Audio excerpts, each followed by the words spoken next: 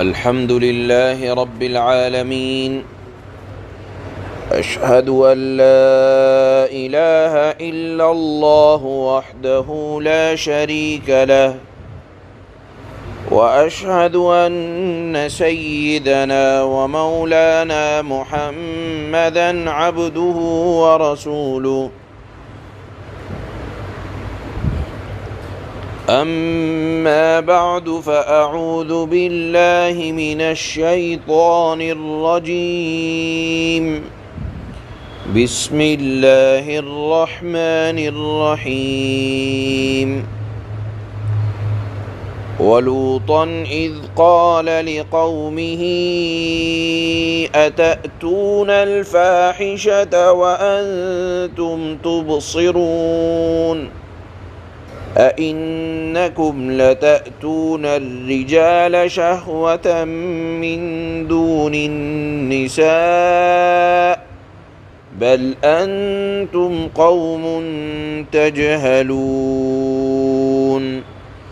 فما كان جواب قومه إلا أن قالوا أخرجوا آل لوط من قريتكم إنهم أناس يتطهرون فأنجيناه وأهله إلا امرأته قدرناها من الغابرين وأمطرنا عليهم مطرًا فساء مطر المنذرين قل الحمد لله وسلام على عباده الذين اصطفى الله خير أما يشركون صدق اللہ مولانا العلی العظیم۔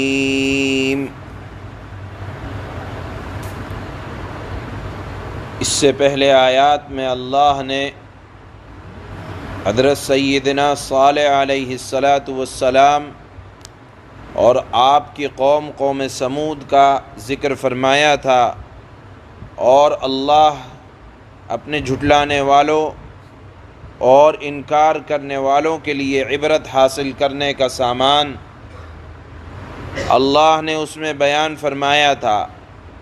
اب آگے مزید اللہ حضرت لوط علیہ السلام کا اور ان کی قوم کا واقعہ بیان فرماتے ہیں کہ دیکھو، جب انسان کے ذہن پر عیاشی کا بھوت چڑھتا ہے اور جب گناہ کرتے کرتے انسان کی عادت پختہ ہو جاتی ہے تو گناہ کی کوئی حد، کوئی سیما، کوئی انتہا نہیں ہوا کرتی۔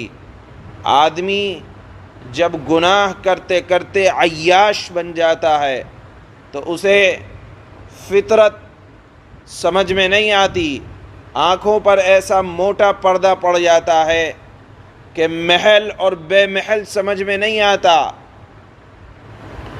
اسی لیے کہا جاتا ہے کہ شہوت کی کوئی انتہا نہیں ہوا کرتی۔ آدمی گناہ کو پہلے قدم پر روک دے، گناہ صغیرہ ہو یا کبیرہ، اگر آدمی کی عادت پڑ جاتی ہے تو پھر اس کی انتہا کس شکل میں ظاہر ہوتی ہے؟ الامان الحفیظ۔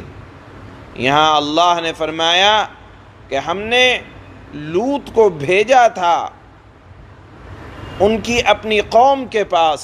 کیوں بھیجا تھا؟ کہ وہ عیاشی سے آگے بڑھ کے، زنا خوری سے آگے بڑھ کے فطرت کو بھول چکے تھے، محل اور بے محل انہیں سمجھ میں نہیں آتا تھا۔ لہذا حضرت لوط علیہ السلام نے اپنی قوم سے فرمایا، کیا تم بے حیائی کے کام کرتے ہو حالانکہ سمجھدار ہو؟ فطرت کو تو سمجھو کہ اللہ نے ان کا کام یہ تھا کہ وہ اپنی خواہش کو پورا کرنے کے لیے اپنی خواہش عورتوں سے نہیں بلکہ مردوں سے پورا کیا کرتے تھے۔ اللہ نے فرمایا کیا اے لوط آپ جا کر کہیں کہ کیا تم مردوں کے پاس آتے ہو عورتوں کو چھوڑ کر، بلکہ تم ایک جاہل قوم ہو، یعنی جنہیں فطرت اور غیر فطرت کا نہ پتہ ہو تو وہ جاہل ہی ہوں گے، اس کے علاوہ کیا ہو سکتے ہیں۔ اللہ نے فرمایا کہ جاؤ ان کو جا کر سمجھاؤ۔ اور ہوتا یہ ہے کہ جب عیاشوں کو سمجھانے کے لیے اللہ کا فرما بردار بندہ جاتا ہے تو قوم اس کی بات سننے کے بجائے اس کو سمجھانا برا لگنے لگتا ہے کہ یہ آئے ہیں بڑے پاک باز بن کر، یہ آئے ہیں بڑے پارسا بن کر۔ لہذا قوم نے بھی یہ کہا کہ تم ہمیں کہتے ہو کہ ہم ناپاک لوگ ہیں، تو لہذا تم پاک کا ہمارے ناپاک میں کیا میل۔ قوم نے حضرت لوط علیہ السلام کے سمجھانے کی وجہ سے حضرت لوط کے دشمن ہو گئے اور چاہنے لگے کہ یہ راستے کا روڑا ہے، کانٹا ہے، ہمیں ہمارے غلط کاموں سے روکا کرتا ہے، لہذا اسی کو ختم کر دو۔ اللہ فرماتے ہیں کہ یہ ان کو ختم کرنا چاہتے تھے، حضرت لوط علیہ السلام ان کو جہنم کے گڑھے سے بچانا چاہتے تھے، جس طرح ایک اندھے کو گڑھے میں گرنے سے بچایا جاتا ہے۔ حضرت لوط علیہ السلام اپنی نابینا قوم کو کہ جو فطرت کے خلاف چل رہی تھی بچانا چاہتے تھے۔ بالآخر قوم حضرت لوط کی دشمن ہو گئی، اللہ نے قوم کو عذاب میں مبتلا کیا، مکافات عمل بدلہ آیا، قوم کو اللہ نے ہلاک کیا۔ کس طرح ہلاک کیا کہ پہلے پوری بستی کو اوپر اٹھایا، الٹ کر رکھ دیا، اور پھر اوپر سے پتھروں کی اللہ نے بارش برسائی۔ وَأَمْطَرْنَا عَلَيْهِمْ مَطَرًا، اللہ فرماتے ہیں ہم نے ان کے اوپر سے بارش برسائی۔ فَسَاءَ، وہ بارش کیسی تھی؟ پانی والی بارش نہیں تھی بلکہ پتھروں کی بارش تھی۔ آپ دیکھیں کیا برا بارش کا وہ منظر تھا جس سے وہ لوگ ڈرائے گئے۔ وہ ایسی نافرمان قوم ہے کہ اللہ نے اس بستی کو اٹھایا تو نیچے کا پانی ظاہر ہو گیا، اور اوپر اٹھانے کے بعد ان کو دوبارہ پلٹ کر رکھ دیا ان کی بستی کو۔ جب اللہ ہلاک کر رہے ہیں تو نبی کے خاندان والے بھی اگر نافرمان ہوں تو اللہ کا عذاب ان پر بھی آیا کرتا ہے۔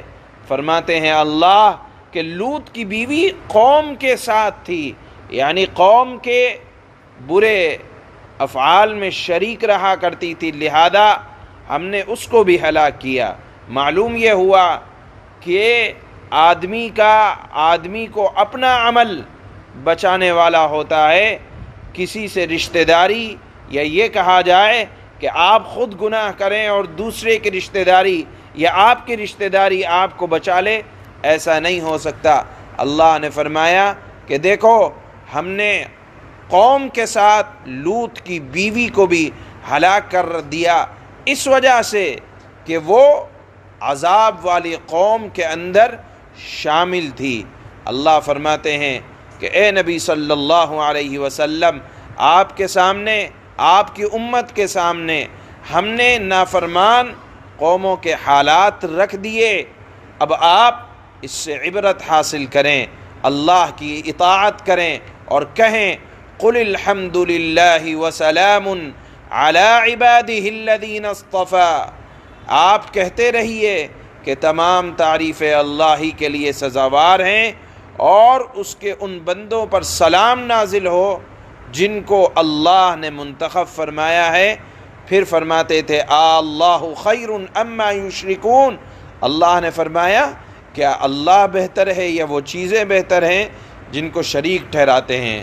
اللہ کے نبی صلی اللہ علیہ وسلم جب اس آیت کی تلاوت فرماتے تو ایک جملہ کہا کرتے تھے اللہ خیر و ابقا، اللہ خیر و اجل، اللہ خیر و اکرم، کہ اے اللہ آپ کی ذات سب سے زیادہ باعزت ہے، آپ کی ذات سب سے زیادہ بزرگی والی ہے، آپ کی ذات سب سے زیادہ باقی رہنے والی ہے۔ اس آیت کے جواب میں جناب رسول اللہ صلی اللہ علیہ وسلم یہ جملہ کہا کرتے تھے۔ تو ان آیات میں جو آج تلاوت ہو رہی ہیں، ایک نافرمان قوم حضرت لوط علیہ السلام کی نافرمان قوم کے حالات اللہ نے بیان فرمائے، ان کو عذاب کس طرح دیا اس کو اللہ نے بیان فرمایا، اور اس بات پر یہ 19واں پارہ ختم ہو جاتا ہے، مکمل ہو رہا ہے۔ اللہ کا فضل ہے کہ اس نے ہمیں اور آپ کو سننے اور سنانے کا موقع عطا فرمایا۔ اللہ پاک ہم سب کو نافرمانے والے اعمال سے ہم سب کی حفاظت فرمائے، فرما برداروں میں ہمارا شمار فرمائے۔ چنانچہ اللہ فرماتے ہیں وَلُوطًا إِذْ قَالَ لِقَوْمِهِ أَتَأْتُونَ الْفَاحِشَةَ وَأَنْتُمْ تُبْصِرُونَ، اور ہم نے لوط کو پیغمبر بنا کر بھیجا جبکہ انہوں نے اپنی قوم سے کہا تھا کہ کیا تم کھلی آنکھوں دیکھتے ہوئے بھی بے حیائی کا یہ کام کرتے ہو؟ أَإِنَّكُمْ لَتَأْتُونَ الرِّجَالَ شَهْوَةً مِّن دُونِ النِّسَاءِ بَلْ أَنْتُمْ قَوْمٌ تَجْهَلُونَ، کیا یہ کوئی یقین کرنے کی بات ہے کہ تم اپنی جنسی خواہش کے لیے عورتوں کو چھوڑ کر مردوں کے پاس جاتے ہو، یعنی فطرت کے خلاف کرتے ہو؟ کیا کسی آدمی کو اس بات پر یقین بھی آ سکتا ہے؟ ہاں، جب عیاشی آگے بڑھتی ہے تو میں نے بتایا کہ گناہوں کی کوئی حد نہیں ہوتی، گناہ آدمی کو کس کھڈے میں لے جا کر گرا دیں اس کا اندازہ آپ اس واقعے سے لگائیے۔ اللہ یہ کہتے ہیں حقیقت یہ ہے کہ تم بڑی جہالت کے کام کرنے والے لوگ ہو۔ فما كان جواب قومه إلا أن قالوا أخرجوا آل لوط من قريتكم إنهم أناس يتطهرون۔ حضرت لوط نے جب اپنی قوم کو سمجھایا تو قوم نے کیا جواب دیا؟ اللہ فرماتے ہیں اس پر یہ کہنے لگے، یعنی قوم کے لوگ اس پر یہ کہنے کے سوا ان کی قوم کا کوئی جواب نہیں تھا کہ لوط کے گھر والوں کو اپنی بستی سے نکال باہر کرو، یہ بڑے پاک باز بنتے ہیں۔ یہ قوم نے پیغمبر کو جواب دیا، ناصح کو جواب دیا۔ فَأَنْجَيْنَاهُ وَأَهْلَهُ إِلَّا امْرَأَتَهُ قَدَّرْنَاهَا مِنَ الْغَابِرِينَ، پھر ہوا یہ کہ ہم نے لوط اور اس کے گھر والوں کو بچا لیا سوائے ان کی بیوی کے، جس کے بارے میں ہم نے یہ طے کر دیا تھا کہ وہ یعنی لوط کی بیوی پیچھے رہ جانے والوں میں شامل رہے گی۔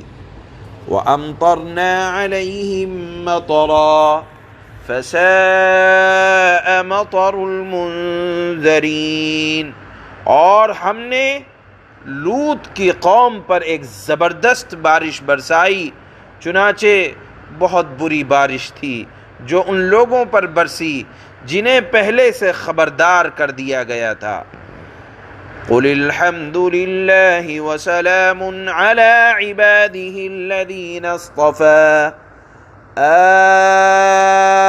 اللَّهُ خَيْرٌ أَمَّا يُشْرِكُونَ، اے پیغمبر آپ تو کہتے رہیں تمام تعریفیں اللہ کے لیے ہیں، اور سلام ہو اللہ کے ان بندوں پر جن کو اللہ نے منتخب فرمایا ہے۔